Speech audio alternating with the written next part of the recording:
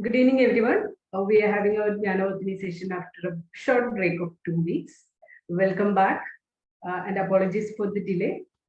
Today we have a relevant and a hot topic, which is data breaches. Our speaker for the day is Mr. Kapil Mehrotra, and he'll be discussing data breaches and enhancing the supply chain security. Mr. Kapil is a digital transformation leader with 24 years of experience in BFSI, healthcare, IT consulting, and agri-tech domain. His expertise lies in IT strategy, digitization, infrastructure, application development, mobile app, AI and ML, and cybersecurity. He is currently Group CTO in National Collateral Management Solutions, and his earliest stints include HCL Healthcare, Artemis Hospital, and Apollo Munich Health Insurance. Welcome, Mr. Kapil. Over to you. Thank you. Thank you very much.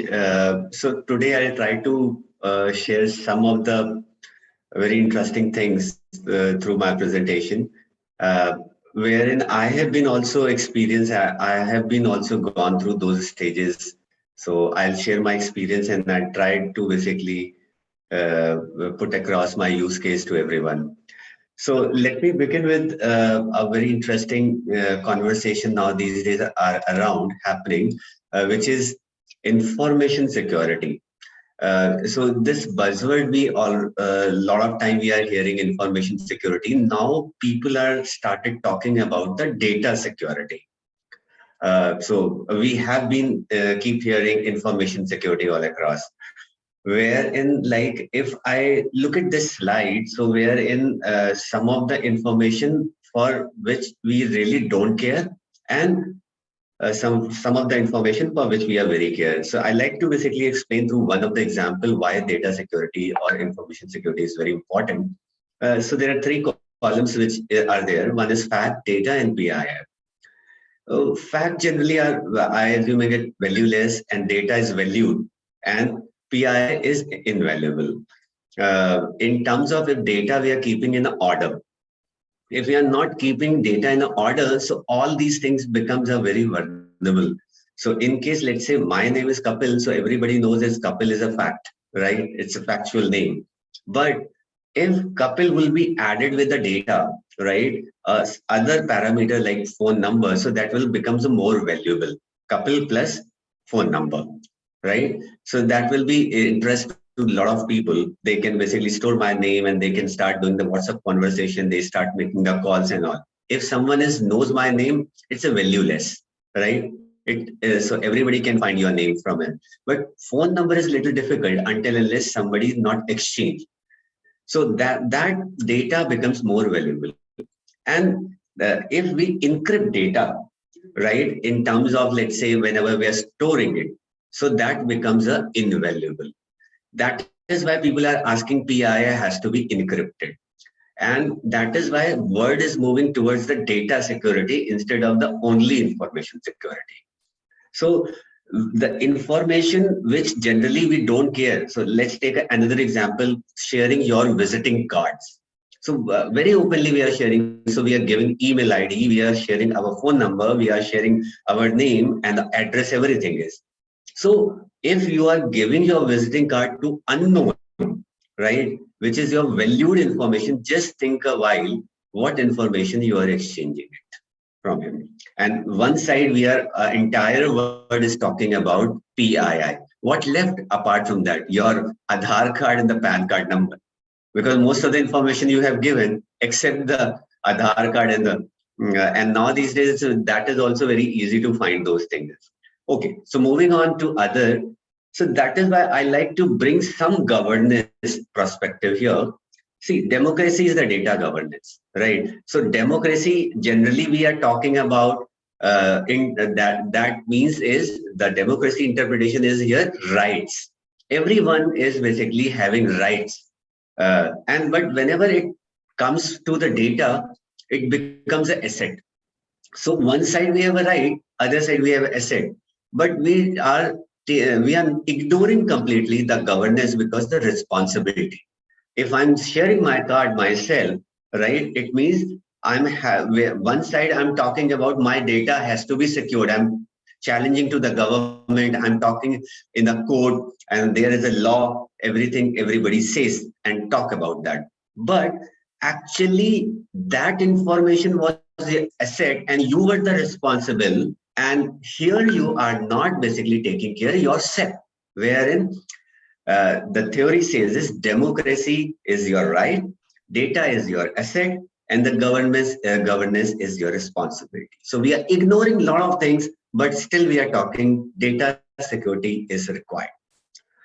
Now, if you look at the world where that is moving, because transactional data, there are a lot of things are happening around wherein people are saying is let's talk about the data lake because personal identifiable information (PII) is coming, and the personal identifiable sensitive information is coming (PISI) is coming.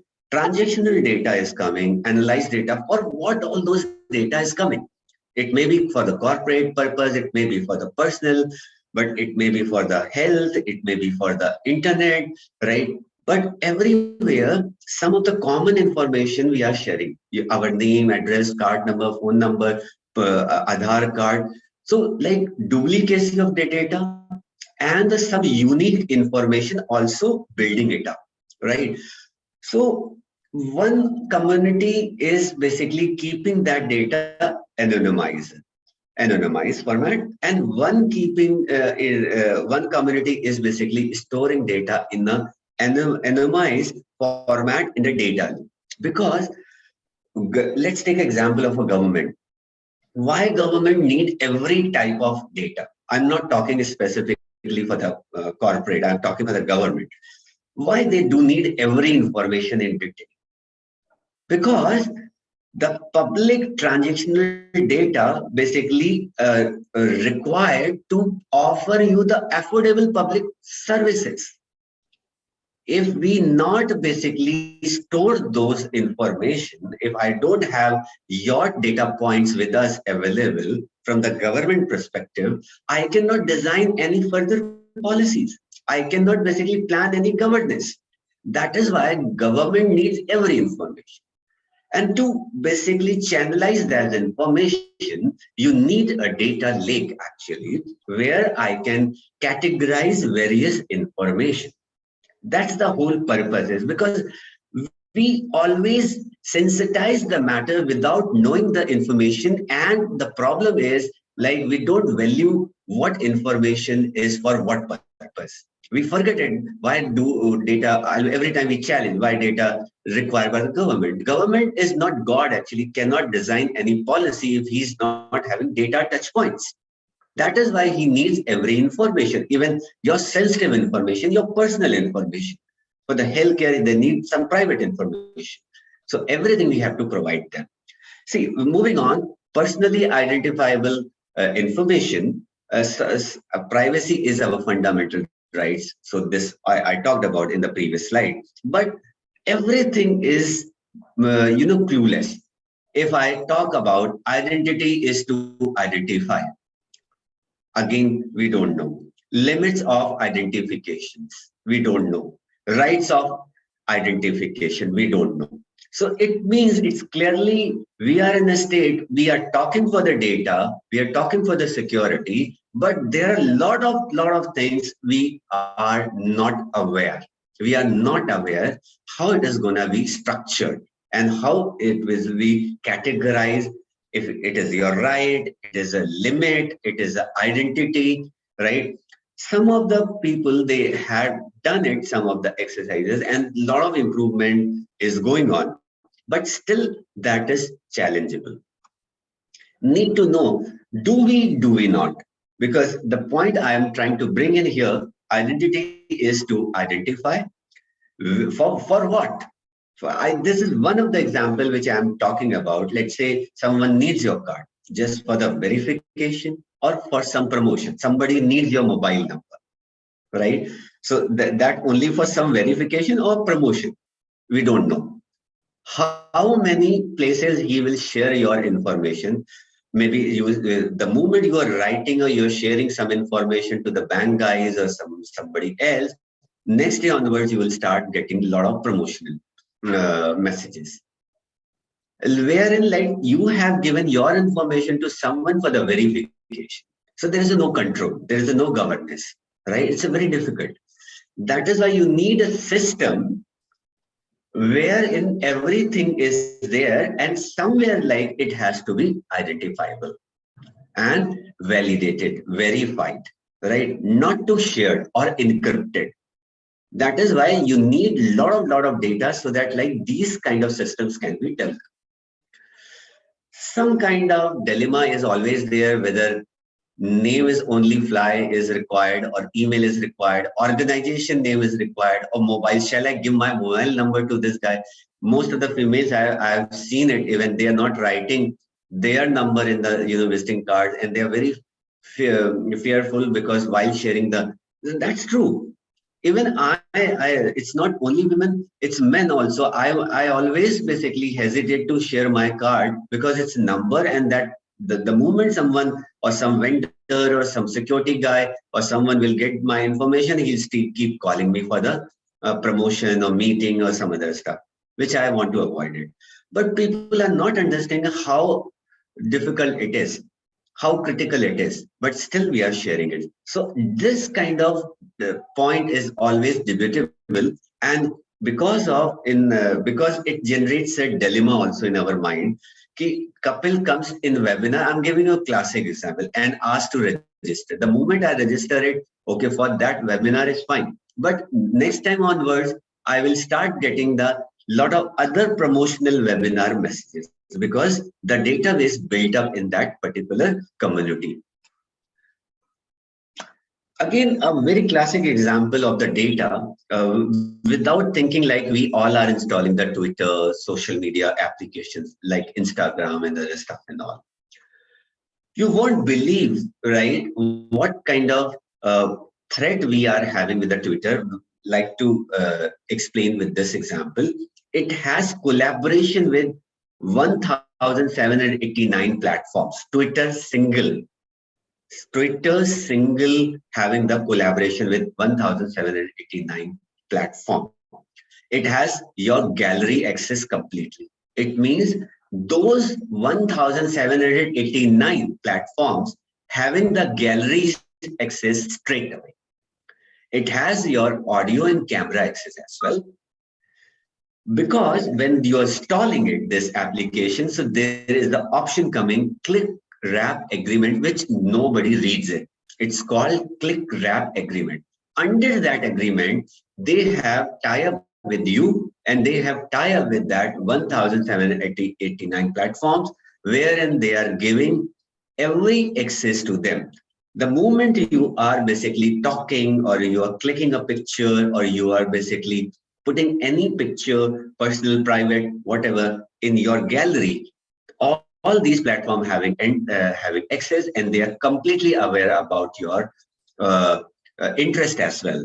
And you will start getting all of a sudden lot of promotional messages, mails, SMSs from everywhere. And it is an 18 months contract and with 80 partners. So 1,789 companies or platform, they have a further contract with the ad partners. So they are basically running a lot of campaigns. So it's if I really scared to using Twitter because it has a lot of problems. Okay, moving on where the world is moving. So another perspective I'm bringing in, one side is data, type we are talking about data lake, and one side we are talking about social media, one side. Another animal is hitting us is cryptocurrency. So now these days, 3,600 cryptocurrency platforms are available. And generally people are using this platform for the money laundering, gambling, Ponzi schemes, ransomware and extraction, and dark web. So I'm not going in detail, but I like to bring this process because a lot of data is getting generated and a lot of people are basically very fascinated about this cryptocurrency, and they are without thinking, they are investing money and they are basically caught by some of the issues. And this is the favorite place of the. So like to bring up one of the example, dark web use case where these cryptocurrencies are used, and there is a 2.5 times more internet users and the data is lying of internet surface web, which is called dark web. And this Silk Route was very one of the famous site to buy drugs from the dark web.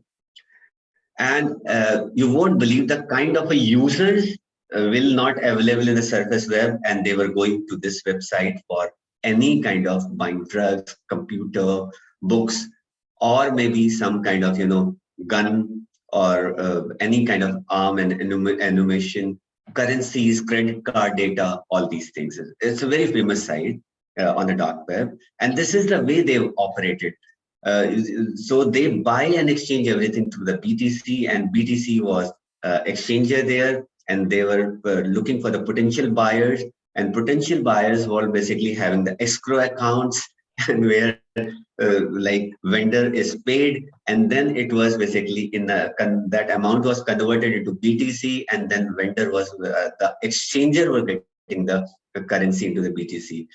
It was a nexus which was uh, bested by US federal long back, and one of the uh, justice actually who was basically solved this case. His point of view is because the kind of a nexus they were driving through over on a dark web. So they also use the same kind of approach to follow and to reach them. Otherwise, there was no way to basically break and bust their network.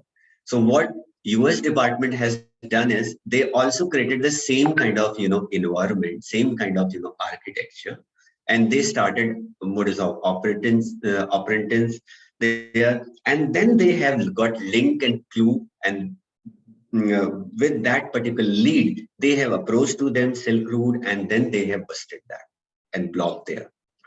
So it was not that easy, because as she clearly saying that in one of the statement, chor ke liye chor banna padta hai, like it is clearly she was talking about in their one of the statement.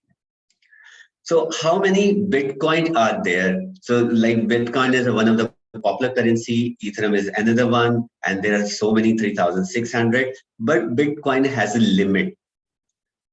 So 19 lakh 121 lakh 125 is total number of the Bitcoins are available in the world, and 1.8 million Bitcoins only left right now.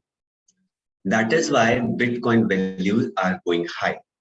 91.0553 Bitcoins already issued, and 900 new Bitcoins per day is a transaction generally happening. People are buying 900. So right now we are left with only 1,800,000 Bitcoins. Terra Luna is one of the another very famous incident happened, and hackers are what hackers done it like uh, directly basically siphon 318 billion pounds. It means 400 billion. This is one of the very biggest hack what hackers has done. So I'm talking about data. The one side they're building the data, and the moment they got the information, data is along with the financial, right, which is in a basically a kind of a money which they can easily stole. So they have basically stolen this money, and Terra Luna was the third famous currency in all over world, which was basically completely crashed after this attack. Similarly, there was a coin check also, which was basically another, and that was also hit by the another crypto attack by the hackers. They have done is like 534 million word data. They have lost it. Amount they have lost it. This is one of my favorite case study. What I have learned that Ronin Network, and they have started new concept called NFT, because if you subscribing on their website, and Ronin Network is one of the biggest world gaming platform actually. right? Wherein like they were only using the cryptocurrency exchange. There was no dollar, no rupees, no other currencies you can use, only except the bitcoins. You bring any money, you can basically. And they were giving the NFT gaming credentials to you, which is kind of a coins again. So that way they started, and hackers basically attacked on their network and stolen $625 million, which was roughly in the Indian currency was 4,729 crore. And interestingly, if I'll take another 30 seconds to explain you how did they basically siphon this money and use this money. So in the Bitcoin, what is happening is, so in Bitcoin, so they went to the blockchain after this stolen, and they created the small chunks, small pieces actually. Let's say 4,729. So they divided 4,729 into 50 small portions, and they have basically inserted into the blockchain and different currencies. Let's say I'm giving a hypothetical example: $500 million in Ethereum, $500 million in, let's say, NFT, $500 million in bitcoins. This way. So when investigation was happened, so investors, the investigation officers, they were looking for 4,729 crore in a one go, and they were not able to find. But other side, parallelly, hacker were siphoning the money in a small chunks, and they siphon entire money. So this is the way they have done. So this is another case study. What I learned it, a blockchain and the cryptocurrency, and there are so many things are neck to neck tied up, and even blockchain mining also. I'm talking about that as well. Digital supply chain risk demands new mitigation approaches. So the government, all the countries basically talking about a lot of things. The new concept called supply chain, and wherein they are basically bringing the new infrastructure, data sources, and they are trying to bring new applications. So the outer lane we have to focus on, because they are talking about collaborative partnership, supply chain inventory, and one side they are talking for the governance, and one side they are talking about the more transparency, focus on resilience, speed, security. But whenever we are talking about these supply chains thing, it is not that easy, because there are thousand things basically you have to think about, because you are exposing entire infrastructure, entire database, customer base along with that, which is too risky. So I just hold your thought. I'm going to talk more about, because I have further two slides down somewhere in between. But why cybersecurity is important for your business? Because everybody was talking only for the, okay, let's have an antivirus, let's have a firewall. That was the traditional approach earlier we were talking. But all of a sudden, so many attacks have happened. So we started realizing it, okay, no, we have to strengthen our cybersecurity posture. And cyber criminals are so smart. So the one side you are upgrading your infrastructure, they are basically also thinking to basically hit you back. But what I have realized is, whenever we are talking about cybersecurity strategy or cybersecurity anything, we should have the cybersecurity strategy in place, because most of the organizations only deal with the one of the problem statement. I need a 0 day. I need a only internet filter. Sorry, email filter. I need let's say MTR. But what is the whole purpose of having all those things? Nobody talks about next 3 years. What is my roadmap? What I want to avoid it. Let's say if I am bringing cybersecurity in my organization, what's the purpose of that? My data is not so important. I'm not dealing with any customer. See, all these things are not fancy. This is a requirement. It will be give you more experience, and it will be give you more experience to your customers as well. So that is why whenever we are talking about experience and we are talking about the data security protection, that is why these security responsibility becomes our own forte, own baby. That is why like we have to have the strategy in place, because cybersecurity culture is not acceptable by most of the organization and the employees, because you are putting a lot of restrictions. That is why so many things companies are suffering from the business point of view as well. Slowness and a lot of checking. People are not accepting. They are leaving their jobs. There are a lot of other things which is behind the scene. We probably doesn't know, but we have an agenda. IT guys has an agenda. Security guys has an agenda. Now boardroom is talking as an agenda. So we have to bring this thing as a culture. We build the roadmap. We have to bring the strategy. How much portion we have to cover? What is our important classification, PII, PI, all those things we have classify, and then accordingly we design the solution. It is a gradual process. It's not a one day you decided and implement everything, which cannot be possible. That is why I like to bring this concept there. We have to have the strategy in place. Do's and don'ts, like definitely we talk about the governance, we talk about the ITX, we talk about report and data breaches, appoint a data protection officer, require user consent to process any information and anonymize data. I will cover up in detail, but having said that all, everybody is using in your organization Google, OneDrive, smartphone, internet. Don't forget that. Are you really having all those things monitored, right? If yes, at what level, right? Because so many things has been changed post COVID-19, and people are still working from home. Half of the Janta doesn't want to come to the office. So a lot of things, one side we are talking like act is there, report breaches is there, but other side, companies allowed. They can work from home, they can work from the open network, they can use their Wi-Fi, etc. How has cybercrime evolved over the year? See, gradually cybercrime is building up, and now if I talk for organization has increased 1.4 million over the last year of 13.0 million. So average cost of the cybercrime breach becomes 13 million minimum now these days, and average number of data breaches rose by 11% to 145%. This is the very current information I'm sharing with you.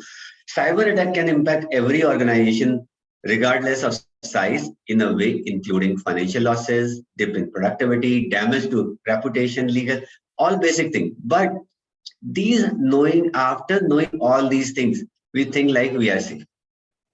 It is not like that. Next few slides will be very important, and they will open your eyes.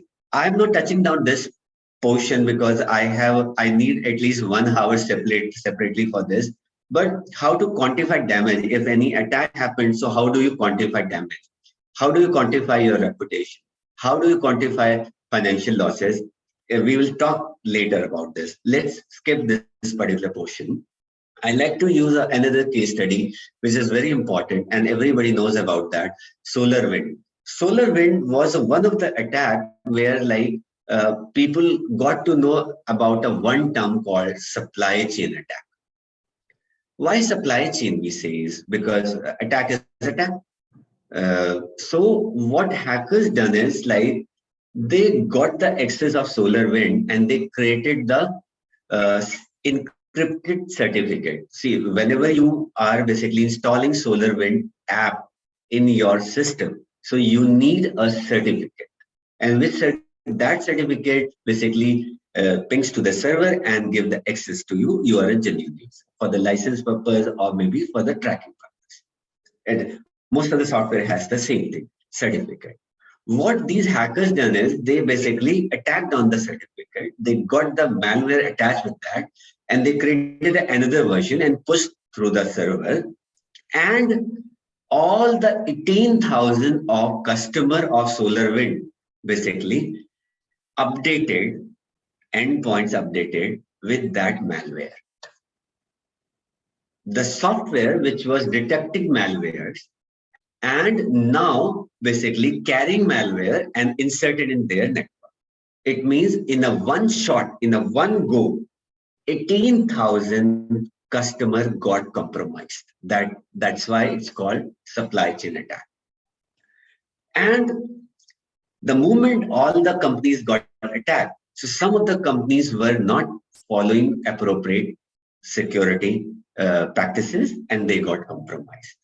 That is why this culture has been started, and there are so many groups has been created. They created the hacker call center, and wherein thousand people are sitting and they are basically planning only for this supply chain attack. So why and how they do that? Very easy. They gain the access, but they don't attack, they don't destroy anything. They basically sit there and they monitor entire activity of yours. What you do, how many clients you have, what kind of information you are exchanging it, where are your servers, where are your backup, everything they are reading that. They may sit in your network for maybe years. So in SolarWind case, in 2019, they were gained the access and they were sitting in their network for a year. And they basically learned that who all are the customers and how customers are basically connected with their servers. So that was the only certificate was the game. And they basically targeted certificate. And one D-Day, all the customer got compromised, all the system got shut down, all the customer one day, they were basically clueless what is happening there. That is why like this particular case study I wanted to bring. Another perspective which recently, like this is year back, this case, like special case and a special report I'm talking about, this will be opens your eyes. Post that, see, is the repercussion of the one attack happened all across on over the internet. But you know, some innocent guys may be compromised with that. So what happened is after SolarWind, one of this PADA solution was basically the part of that game. And how this guy got by, because when 18,000 customer got, so they one of the customer, I mean there are so many, one of them I'm talking for, he was using Jira, and Jira is a tool which is basically used for basically repository purpose, and they were using online basically a mechanism GitHub where they were using the repository. So Jira is very popular tool. Most of the software companies are using. GitHub is a hub, open source where you can subscribe and you can post your code, you can upload your code, and your entire development team can basically use and download, and multiple people can multiple times can work on that particular piece of code. What happened is like GitHub also got compromised, and this partner solution was giving services to the Minfi technology, Jubilant, Nucleus, and PayU, and others. So what happened is people are having a problem. Whenever they are writing the code, there's a configuration file called property.config, and they are hard coding their database user IDs and password generally for the testing purpose. Every developer does it. Every organization does it. This is what was the super cake for these hackers. When they got the GitHub access, so they got the PADA solution repository. They went inside, they got the properties for these guys. From there, they got the user ID and password, and they attacked in a one single day in their servers, and they again gained the access. See, so what happened is SolarWind 18,000, and then call center still was working. Whatever access they got it, they were still working and drilling down, and they were targeting further. So the job was continued, and this will not stop ever. Reason is because we don't know where to break the chain. So today, this is one of the case study came in our knowledge, but there's so many cases which are not enough knowledge. These guys, so Jubilant has reported, then people got to know, Nucleus reported to CERT, then we have got to know about this particular thing that happened. Right? Anybody wants to say anything? Can somebody put Mohan also? Anyone has any query? Okay, thank you. So this is what exactly happened. So that is why this supply chain. So that is why this particular case I brought in. So it's a chain. It's a chain reaction. Solar wind compromise, and this Pada solution got compromised, and then Jubilant and nucleus.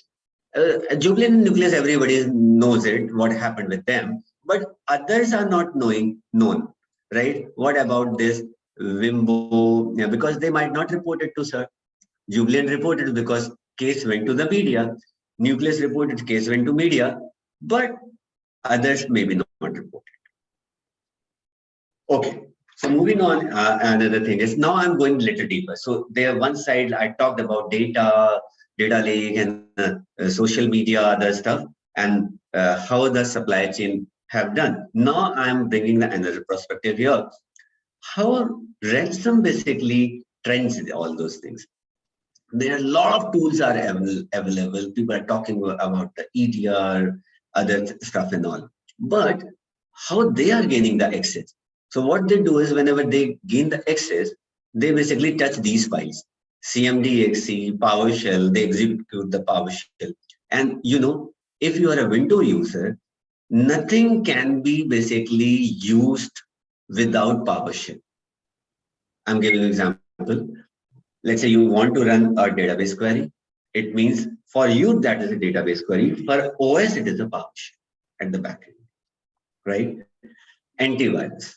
For you, it is a visual application, but at the back end database level, it is a PowerShell. Say they are running multiple. PowerShell is a very powerful, so you can run multiple queries in a OS inside. So hackers, it's because that's not very secure. In the Microsoft, they try to gain your access and they basically execute PowerShell because easily and faster they can basically want to do anything, whatever. Task scheduler is very hotcake for them. WinRM file is another. WMI and run DLL 32. Everybody knows that. If you are an IT guy, you must be knowing this run DLL 32 from the VC plus plus. We know this thing, right? So hackers basically easily target these files, attaching the malware, attaching the scripts, and executing it. And internet browser nowadays becomes more vulnerable. That's very easy. The moment you are opening internet browser, if any script is attached, immediately that will be executed and installed in your system. So how they do is because they introduce every time new add-ons. So every browser basically asking for new add-ons. This file doesn't work. Let's say you want to run a media file. It will say you need some encoder add-on. So the moment doesn't know what encoder. So similarly, hacker created an encoder. The moment you are adding it, that encoder get installed, and when you open your browser, it means script get executed. So that is why browser patching is more important every time. And where to report all those things, because now these days everybody is creating the ransomware. Just forget it. I'm not talking any specific. I'm talking about the new perspective is everywhere creating, every new guy is creating ransomware now, right? How do you stop that? Where do you report? So there is a basically body where you have to report that total value.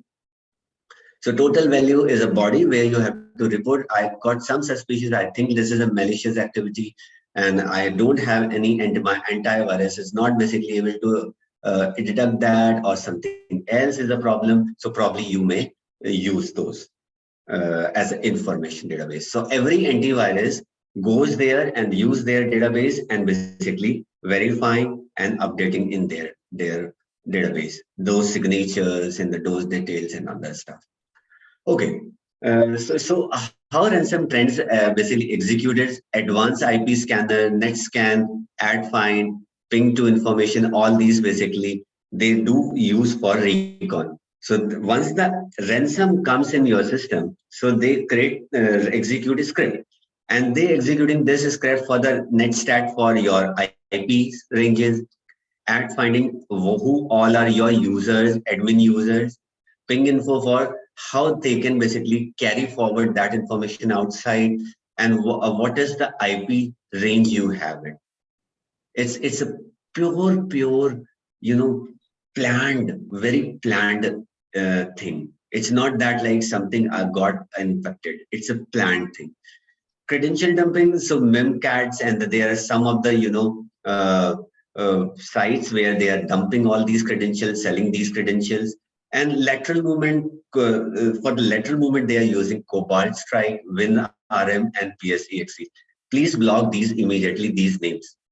Find out and please block in your network. Does cannot work at all. So most of the attacks, successful attacks, happen through the Cobalt Strike. So that's very, bad. And these are the legal tools, by the way. But hackers are also using it. Okay. So now there are only few slides left. I take another 10, 15 minutes to explain my case study. What happened with me? See, what happened is like I was called for a speaker in US, and I was speaking in one of the conference, and which was basically security conference, and very I did not name the conference, and I talked about very high like what I have done and how I have protected my organization. So this was happened in the May 21. I made this particular slide chronological so that you can understand better. Then all of a sudden, when I came back from US, so like every day 300 emails started coming on my network. So I was ignoring sometime, then sometime I was helping, blocking, normal exercise like it's a. And then sometime like my CEO and my CFO started complaining like from their name something is coming, and one time like 300 mails came from my CEO's names and then CFO's name, right? Every day like we are seeing the trends of it. What happened, then these things becomes more, more and more. And then another point I'm bringing in, like I was using two email solution. One was O365, other was other one. So, we have made the architecture both. Idea was manager and below, they will get because of the cost saving, like we opted this particular methodology. We have given one thing to the user, those are below manager, and we were giving O365 above managers and all. But November 2021, 3:30 at the night, like one of the poor guy called me and he said like servers are rebooted. So we thought like we are on cloud, so it cannot be done. And then I got the call, this is what happened. And when I asked my infra head, so immediately he aligned the team and everybody started checking. So they found all the servers on the cloud were basically on a safe mode. So then I'm an expert, so I know what does it mean on a cloud safe mode. Safe mode means you compromise. If someone is saying is this server is in a safe mode, it means hacker generally reboot your servers. They go in a safe mode and run the script through this PowerShell. This PowerShell. If your PowerShells allowed, so they will run all the scripts from there. So they executed all the script, and they are executing 4 scripts together. It means that guy from May onwards was chasing me, and he entered somehow through the spamming in my network, did the recon, and executed the attack on 1D day. He encrypted all the servers, rebooted, shut down, all backup deleted. He was knowing is like I was following three ways of backup. One was my guy was I have instructed every day he has to take backup, and then he have to keep in a folder. Manually he has to copy those folders into the hard disk and unplug. That was the backup. Second was the tape drives, and the first was the obvious the cloud backup, and which is highly encrypted. highly encrypted. So what they did is they did the cobalt attack, and they got the admin access. Through that, they deleted my backup, the binary backup, blob backup, what I was taking. Blob backups are the world safest backup. Can't encrypt by, can't attacked by any ransom. So someone physically deleted that. And someone physically damaged my tape drive head to basically destroy the tape, which was basically attached there. So that tape cannot be also used. And by the time this guy was taking the backup, script was so smart, they were knowing the time when these guys were taking the backup. The moment he plugged it, he ran the script and deleted all the data from the hard drive in a fraction of a second. So that is the search speed. So the ransom game is basically speed. The way they think is you have to basically, your speed has to be supersonic speed. And what you needed basically, if something has happened, forget that, happened. Any IT guy may be caught by. So you need, first thing is friend on phone. And the second thing is partner on phone. Irrespective you are in India, outside India, irrespective he's in a different zone, 3:30, you should call him, he should pick up. That kind of friend you needed, that kind of partner you needed. So what happened is shutdown, incident response. So what I have done is, so I will not go in detail partner on phone and a friend on phone, but there's indicative things for you have to think about it. And then what you have to do is, if something happened to you, first of all, shut down and basically look for the incident response team, so that they should come in and they should basically talk and take the charge of it. And because they are the expert guys, they can quarantine, they can basically, you can create the war room, and then scanning will start. Another suggestion is, whenever this happens, so it means your site becomes a vulnerable. It is a physical site or cloud site or hybrid site, doesn't matter. But it means you have to create a new VLAN, so that cannot be accessed by them, because they keep attacking it.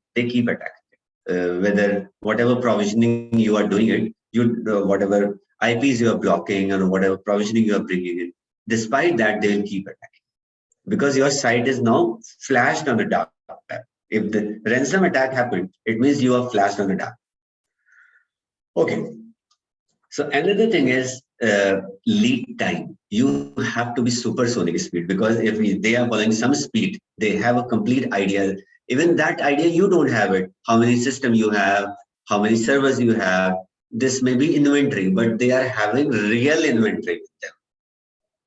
It means वो कोने वाला server भी, जिसको आप समझते थे कभी चलता नहीं है, they have inventory of that as well, and they know how to basically use that server for the backend operations. So they are that kind of guys. So second, by the time I was realizing they're doing recon and planning, taking budget and reporting other stuff and doing, within a week, a massive attack happened again, massive. It means the credential they have stolen, they have sold off on the dark web to hire and the super hackers. And for super hackers, these are gold mines. They have attacked like anything. And by the time whatever I provisioned, they collapsed in just 1 minute, just 1 minute. I was just leaving office 6:30 and I got to know again servers are not working. And I was surprised. It means they were super guys. And I changed password. I do the basic hygiene. Post that again they have got. It means the vulnerability was there actually. And we were way behind. And they again got the server access because they were knowing it. These IPs, they are using it. We rebuilt the server. We were challenging it to management. Like in 4 hours, we rebuilt because we were having another copy. and we brought it, which was not in the knowledge of the hackers, but blah, blah, blah. And hacker proved it. You all are liar. And you all are so weak. Why I made this statement? May 21, I was in that conference, and the second hacker left a message for me. You talk so high, but you are not. They did not demanded any ransom.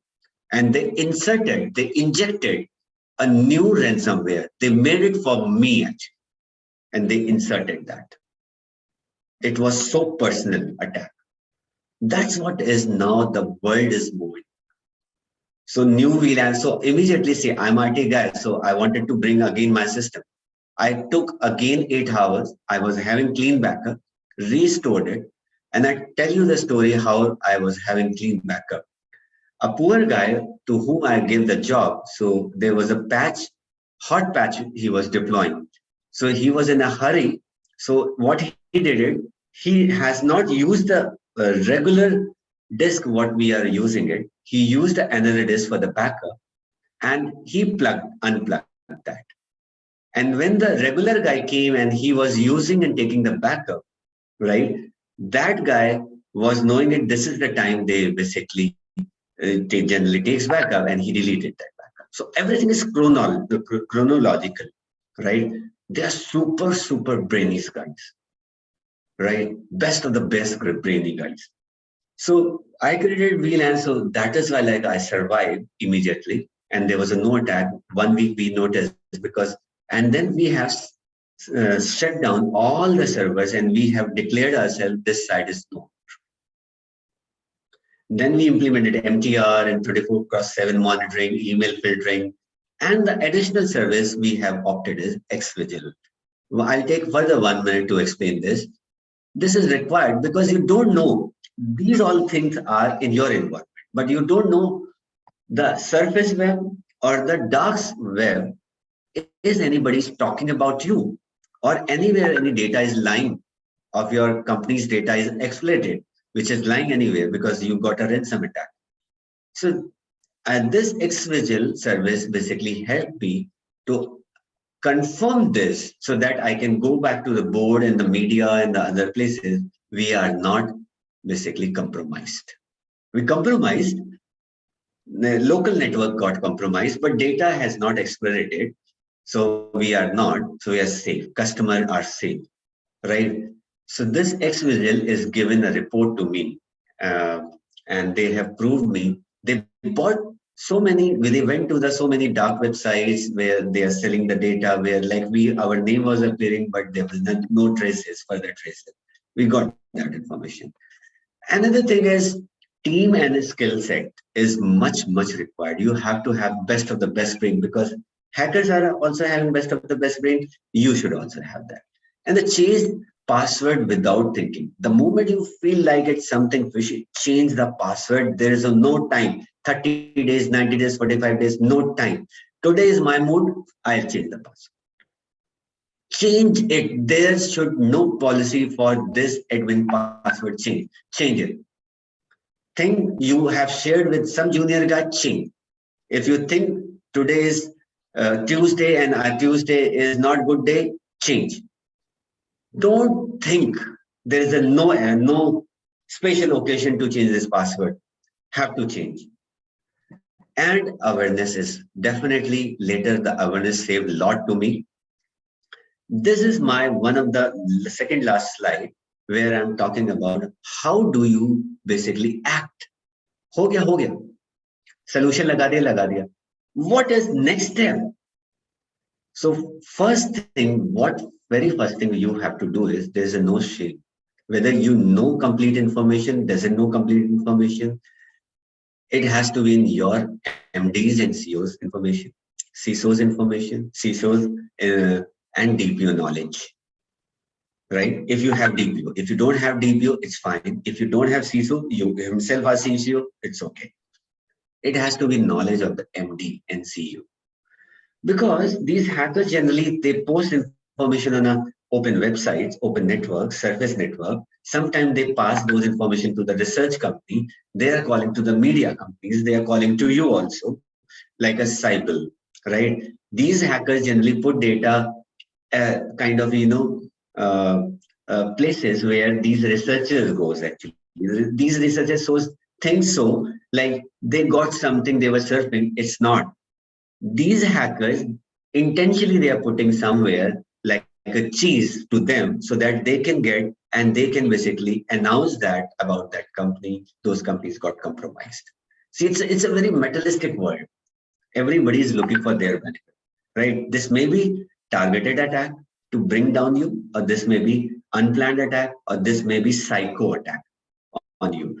So cyber cell, definitely yes, there is a no choice, and certain is definitely yes. Now these days, because these guys, see, only the challenge with these guys, I'll take another 1 minute to tell you. If you go to these guys is, so media will bring it. This red round shape will come to you. Only that is the problem with that. That is why everybody is having fear to go to cyber cell and certain. But if you talk about the IT Act, you talk about the policies, government policies, everyone says this, you have to report. Any ransom you have to report. And you have to start preparing to apprise your board. The moment you tell your board will bring auditor because board will not do any investigation. Board say it's a reputation, it's a media news. So I will bring auditor, and the moment auditor will come, your life become hell. They are worse than the cops. The moment you bring the certain and then see the interesting things means you cannot do business. The cyber cell, you cannot do business. The moment you bringing in insurance company, you cannot do business because they do forensic. And forensic says is no business. First of all, let me study current uh, scenario, and they will do the forensic. And forensic may take me weeks time minimum, right? To collect all evidences. It means 1 week, no business. In my case, what I did, I only informed MD. People were after my life, cyber cell, certain board. I said, X Vigil is basically my proof, no data explorated. On the basis of that, I was the only person in the company fighting with the board, fighting with the everyone.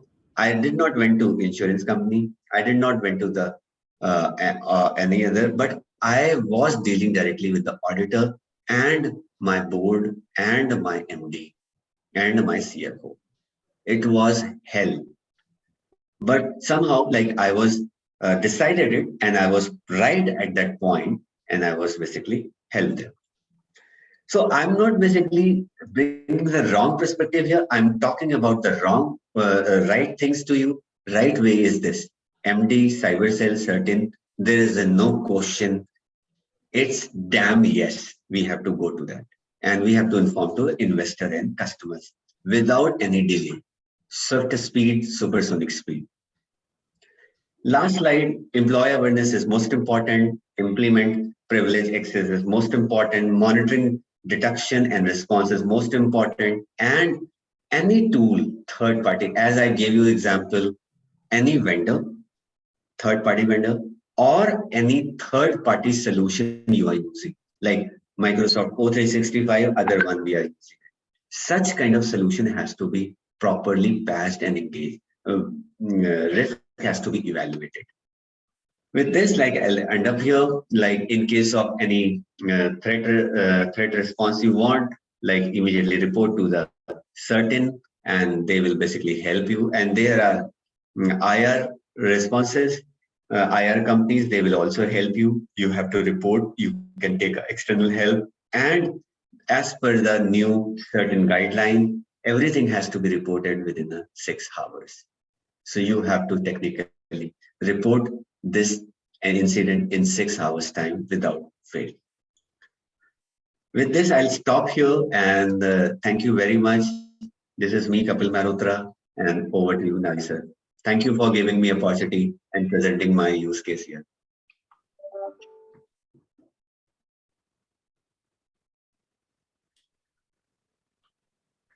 Over to you, Manju, Navi sir. Hi, Kapil sir. This is Ramesh here, and an excellent session. And I think the depth of insights and what you're shown and the way approach is really meticulous, and I think need to be followed. Perhaps maybe need to get a lot of CISOs for to take it forward. And I think they need a little more deep insights and how to look at.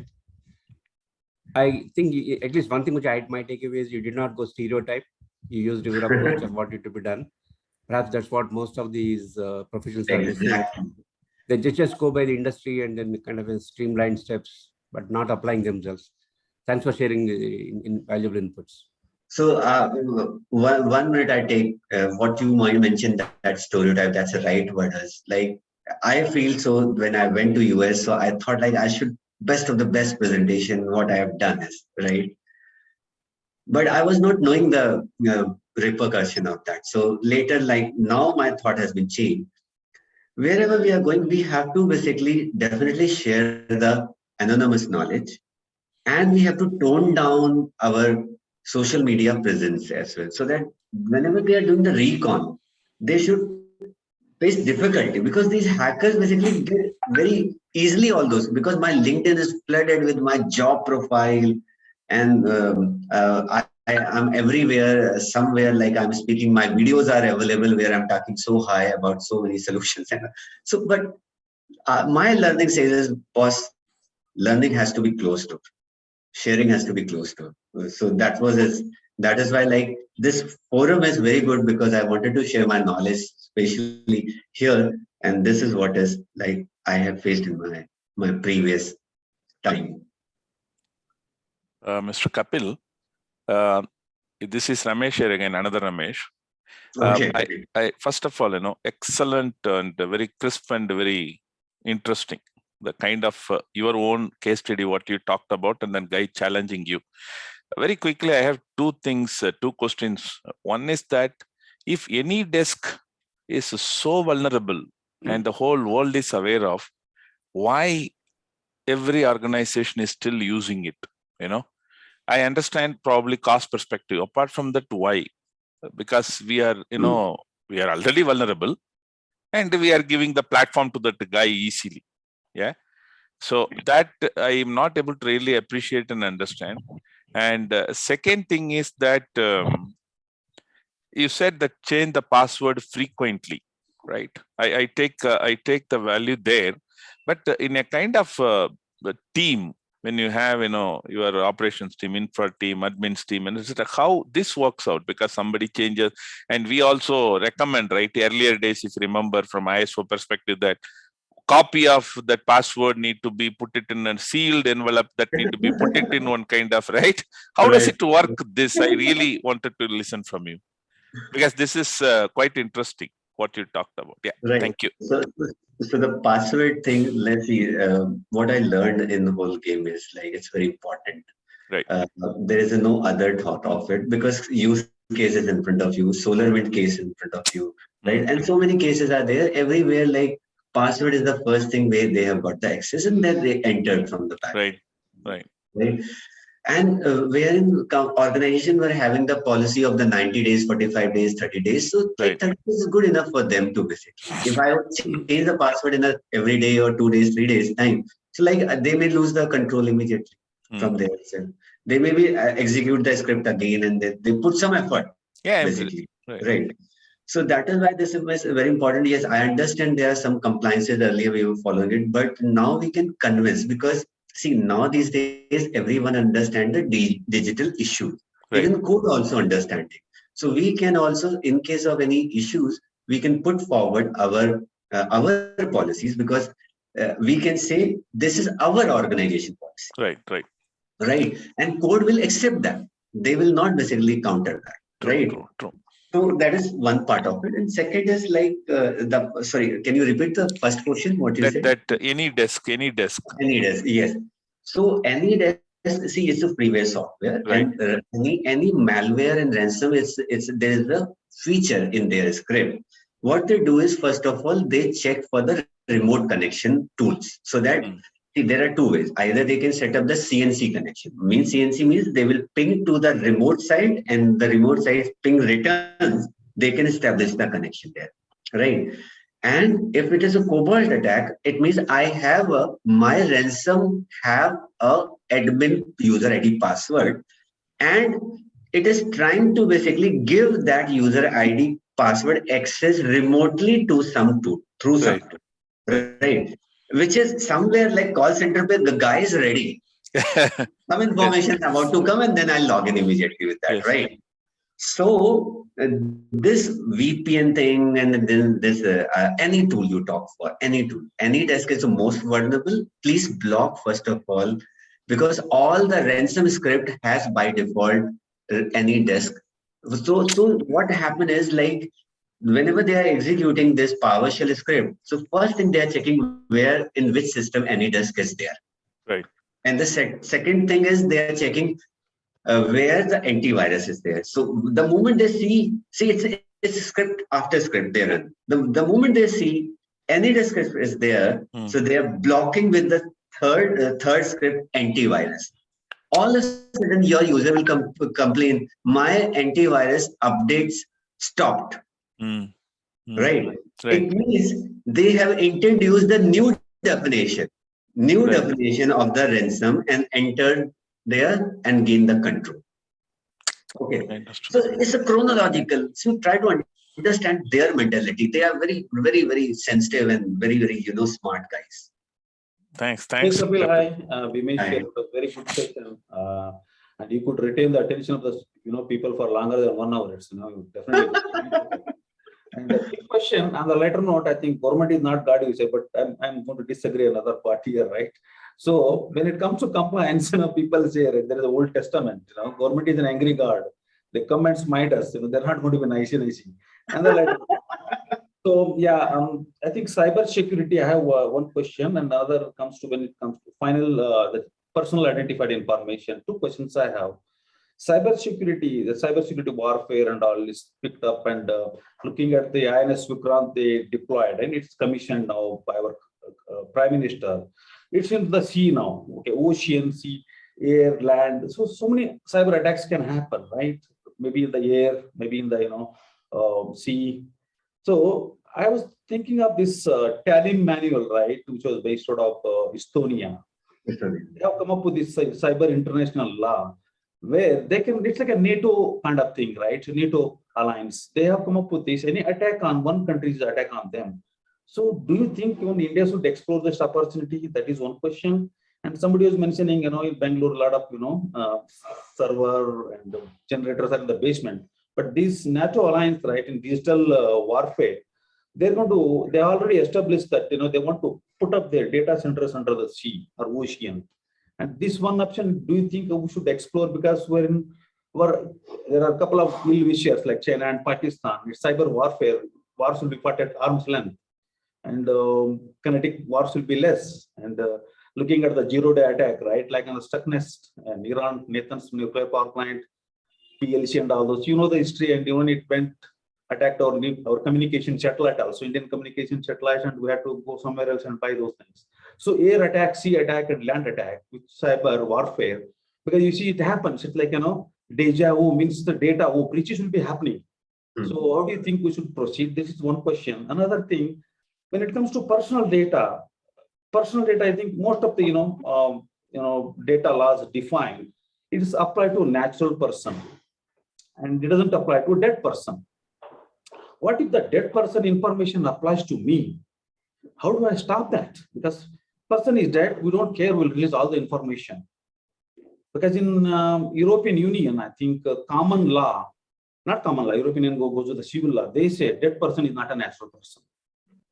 So if, just giving an example, great grandfather had some problem, and because of me, I'm getting affected.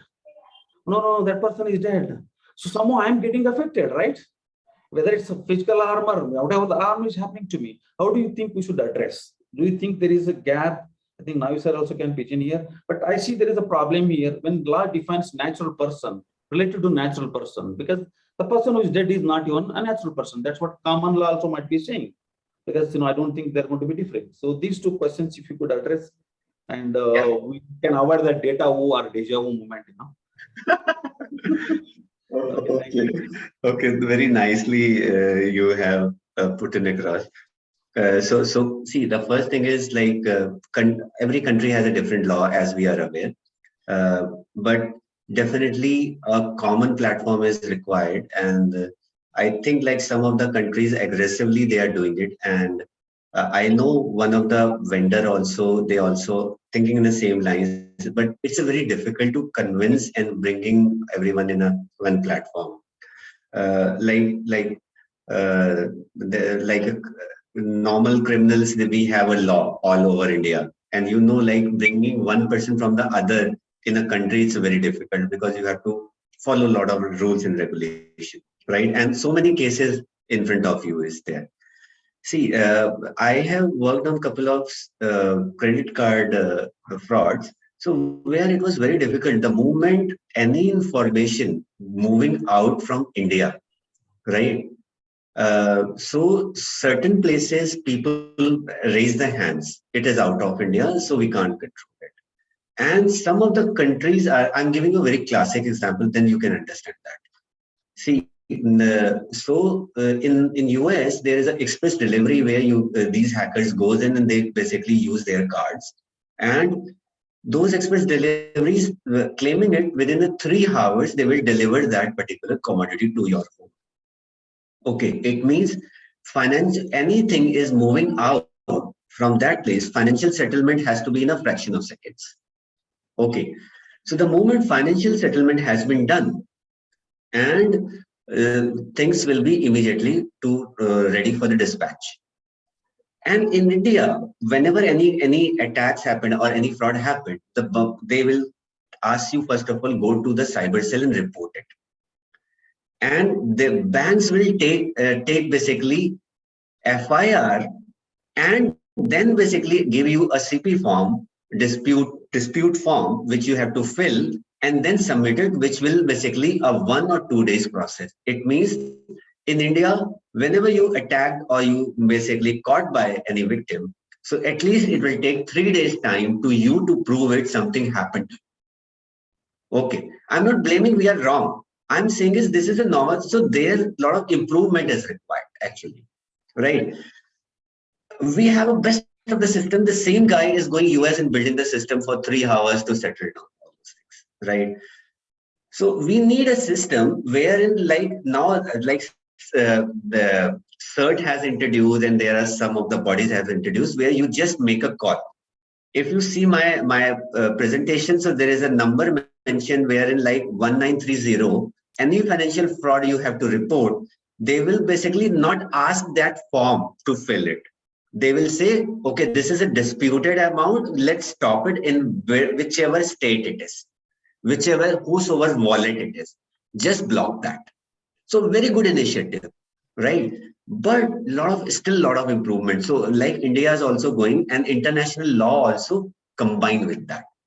Some of the countries should come forward. India also call them and basically form a forum, and forum can help these things. Second point is definitely there are PII informations are there. See, this may be sensitive information for defense and this may be not sensitive for me. So I think Navi sir is the right person to comment on it.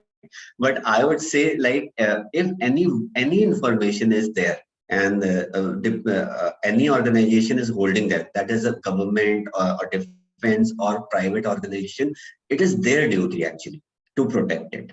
It's not only customer is responsible, their duty is basically equal. My question was, Kapil, see, it applies to a natural person. The person who is dead is not a national person according to civil law, which I read. I'm just trying to say even common law might be considered, which we follow in India. Right. I mean, if that natural person is affected because of the dead person, I mean, indirectly, not directly, indirectly. So again, it harmed me, my interest. I know. I can give several examples. I remember when I was a kid, I think Navi sir can relate this example. One guy had some diseases, he was buried, and he was, I think, I asked him what they did that in a hurry, and he had some disease. So had they know these boys or girls would not have got a bride or groom, whatever. This kind of situation, it's not a discrimination. They will be harmed. So they're not going to be able to marry or something. This is one example I'm giving you. So why this? Do you think this law is not comprehensive when you define the personally identified information, directly and indirectly, any information. These are the fundamental blocks related to, but only applies to natural person. So can we consider as a dead person, information should be withheld, maybe selectively? I mean, I was wondering if you could throw light. I mean, Nami sir also can there. I mean, he's our pioneer, data pioneer in India. I mean, privacy specialist. So we will take the last question from Rajesh Zaveri. He is waiting for some time. Yeah, sure. oh, so sorry, I stopped. Yeah. Rajesh, No, it's okay. No, it's okay. Sir, sir, you said that, when you got attacked and all, you reported to your MD, and then you have taken help from your auditors. So what basically, which auditors you have taken help? Because I was trying to understand, because you can throw some light on that. And Very interesting question. You are basically, वो कहते हैं ना, दुखती रग पे हाथ रख दिया मेरे. then answer, and no, yeah, because you said once that you wanted to be away from certain and other forensic authorities, but at the same time you trusted only the auditor. So I wanted to understand how it has benefited. That's what number one. I was not trusted. See, let me correct my statement. I was not trusted because board was trusting, and board has asked auditor go to Kapil and basically investigate matter. Okay, so board becomes a ED for me actually, right? Okay, so this is a very interesting question, and tell you what is going to be happened whenever. So every company has a statutory audit, and there are several audits are there, right? One of the audit is basically IT audit, basically GT, which is called compliance audit, basically, right? So these auditors, basically, the moment they get the advantage, I would say this, your organization got compromised, so they will go to nth level, from the logs to the, why they do that. Later I learned that why they do. First of all, let's understand their perspective is. Their perspective is, let's say Kapil is saying like he restored the backup. Is there any transactions were in between, and when the server got shut down, when the server got up, right? And when they did so there was any lack in between these two things. These two are different things. Yes. Attack, server got shut down abruptly. Then I'm claiming I have a backup, I'm restoring it. So in between, what is the quantum of loss companies basically suffering? That's the first perspective. Yes. I learned later, this was not in my knowledge. I was debating. Then I learned this thing, why we are debating it. Then we got on the data points, time stamps. Then we learned that. Okay. Second point was, they wanted to ensure, because there are investors in the company, and these reports will go to the investors. So we have to give the assurance to that data is not been exploited. We did the proper forensic. We have the forensic reports, and we have detailed check. All the data are intact. No transaction got failed. No transaction got lost. So that they can present to the board. And the third is what measures we have taken prior, what measures we are taking and ensuring this will not repeat again. It was all learning. It was all learning. I was so rigid. See, IT guys, sometimes, if I ask two questions with you, you will become rigid. You will become very curious, right? And especially in the case of auditor, which we don't like it at all. So, but this is what I adopted actually. So I learned. I said I really have to stand on myself and give the answer of everything. Okay, thank you, sir. Thank you. Yes, over to you, Nagi sir. No. It was a very interesting discussion. But ultimately, we have to also look at the time and then let people attend to other activities. Otherwise, I'm sure everybody has enjoyed your discussion. Hope hopefully we will have some other time to have more pointed discussions on this auditor kind of activity, CERT, what it does, kind of a thing. Definitely, we will take an opportunity of post-breach. What are the issues which a CISO will face, kind of a thing? Okay. You gave your preferences, but if you get into a discussion, there will be a lot of issues coming up on that. Hopefully, we'll have another time a discussion on that. Okay. Yeah, today I think we have taken much more time than what was normally taken. So Manju? Thank you, Mr. Kapil, for a very exhaustive and in-depth presentation and topping it up with some practical tips derived out of your personal experience.